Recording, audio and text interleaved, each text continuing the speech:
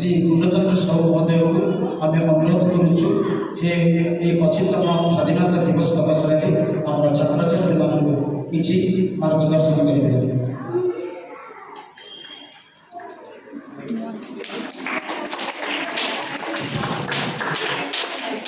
ଆଜି ହେଉଛି 25ତମ ସ୍ୱାଧୀନତା ଦିବସ ଅଗଷ୍ଟ 15 ତାରିଖ।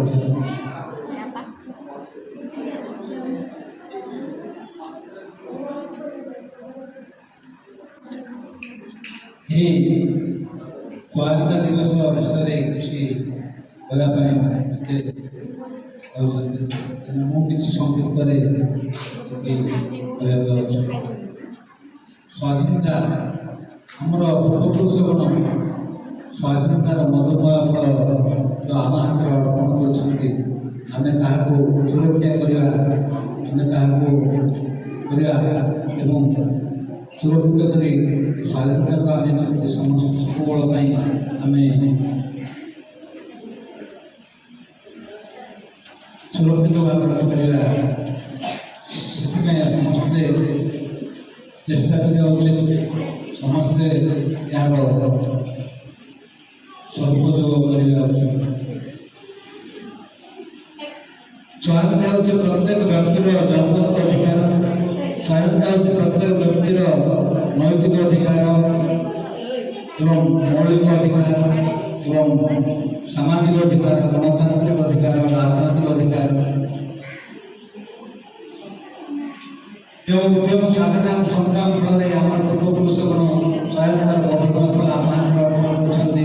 ତାହାକୁ ସୁରକ୍ଷା କରିବା ଆମର ସମସ୍ତଙ୍କ ପ୍ରଧାନ ଦାୟିତ୍ୱ ଏବଂ କର୍ତ୍ତବ୍ୟ।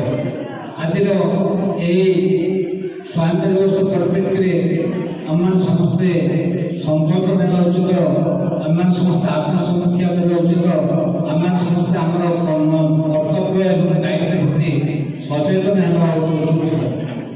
ନହେଲେ ଆମେ ସ୍ୱାଧୀନତାକୁ ଆମେ ଏବେ ସୁରକ୍ଷା ଦେଇପାରିବା ନାହିଁ। ଯେଉଁ ଦେଶରେ ଶ୍ରୀରାମ, ଶ୍ରୀକୃଷ୍ଣ, ଅରବିନ୍ଦ, ଗାନ୍ଧୀଜୀଙ୍କ ଭଳି ମହାମାନବ ଜନ୍ମଗ୍ରହଣ କରିଛନ୍ତି, ସେମାନଙ୍କର ସ୍ୱପ୍ନ କଦାପି ବ୍ୟର୍ଥ ହେଉ ନାହିଁ। ଯେଉଁ ଦେଶ ବିଜୟରତ୍ନ ପଦରେ ସ୍ୱାଧୀନତା ପାଇପାରେ, ଯେଉଁ ଦେଶରେ ପ୍ରଚୁର ପରିମାଣରେ ପ୍ରାକୃତିକ ସମ୍ପଦ ପରିପୂର୍ଣ୍ଣ, ଯେଉଁ ଦେଶ ଶାନ୍ତି, ମୈତ୍ରୀ, ସହମର୍ମିତାର ପ୍ରଚାରକ, ଯେଉଁ ଦେଶର ଜାତୀୟ ପତାକା ତ୍ରିରଙ୍ଗା, ଯେଉଁ ଦେଶର ଜାତୀୟ ସଙ୍ଗୀତ ଜନଗଣ ମନ ଅଧି, ଯେଉଁ ଦେଶର ବେଦ ପୁରାଣ ଆଶାବାଦରେ ବିଶ୍ୱାସ, ଯେଉଁ ଦେଶର ଗୀତା ଭାଗବତ ଭକ୍ତି ଜ୍ଞାନ ଏବଂ ବୈରାଗ୍ୟର ପ୍ରତୀକ, ସେ ଦେଶ କେବେ ଘର ଆଉ କି ନ ହୋଇପାରେ। ଆଜିର ଏହି ସ୍ୱାଧୀନତା ଦିବସ ପରିପ୍ରେକ୍ଷୀରେ ପ୍ରତ୍ୟେକ ଭାରତୀୟ, ପ୍ରତ୍ୟେକ ମନୁଷ୍ୟପ୍ରାପ୍ତ ଛାତ୍ରଛାତ୍ରୀ ଆତ୍ମସମୀକ୍ଷା କରିବା ଉଚିତ। ନିଜ ନିଜ ଦାୟିତ୍ୱ ଏବଂ କର୍ତ୍ତବ୍ୟ ପ୍ରତି ସଚେତନ ହେବା ଉଚିତ। ମନୁଷ୍ୟଙ୍କର ନିଜ ପାଇଁ ଜନ୍ମ ହୋଇନଥାଏ, ସେ ଜନ୍ମ ହୋଇଥାଏ ଅନ୍ୟମାନଙ୍କ ପାଇଁ ମଧ୍ୟ। ମନୁଷ୍ୟଙ୍କର ନିଜ ପାଇଁ ବଞ୍ଚି ରହେ ନାହିଁ, ସେ ବଞ୍ଚି ରହିଥାଏ ଅନ୍ୟମାନଙ୍କ ପାଇଁ ମଧ୍ୟ।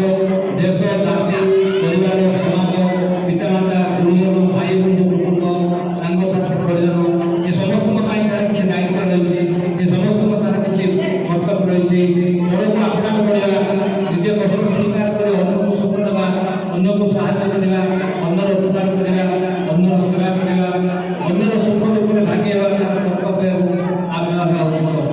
ସମଗ୍ର ବିଶ୍ୱର ମଙ୍ଗଳ ପାଇଁ, ସମଗ୍ର ମାନବ ଜାତିର କଲ୍ୟାଣ ପାଇଁ, ବ୍ୟକ୍ତିଗତ ସ୍ୱାର୍ଥକୁ ଜଳାପନ ଦେଇ ସମୂହ ସ୍ୱାର୍ଥକୁ ଚଳି ରହିବା, ଲୋଭ ଭୋଗରେ ସନ୍ତୁଷ୍ଟ ନ ହୋଇ ତ୍ୟାଗରେ ସନ୍ତୁଷ୍ଟ ହେବା ଏବଂ ଅସୁଖର କୁଟୁମ୍ବକମ୍ ସମଗ୍ର ବିଶ୍ୱକୁ ଏକ ପରିବାର ସଦସ୍ୟ ଗ୍ରହଣ କରିବା, ବିଶ୍ୱଭାତୃତ୍ୱ, ବିଶ୍ୱପ୍ରେମ, ବିଶ୍ୱ ମୈତ୍ରୀ, ବିଶ୍ୱ ଶାନ୍ତି ସୃଷ୍ଟି ଉଦ୍ୟମ କରିବା ଏବଂ ସର୍ବେ ଭଗବାନ ସୁଖିନ ସର୍ବେ ସନ୍ତୁ ନିରାମୟା ସର୍ବେ ଭଗବାନ ପଶ୍ୟନ୍ତୁ ମା କଶ୍ଚିତ୍ ଦୁଃଖ ଭାଗ ଏହା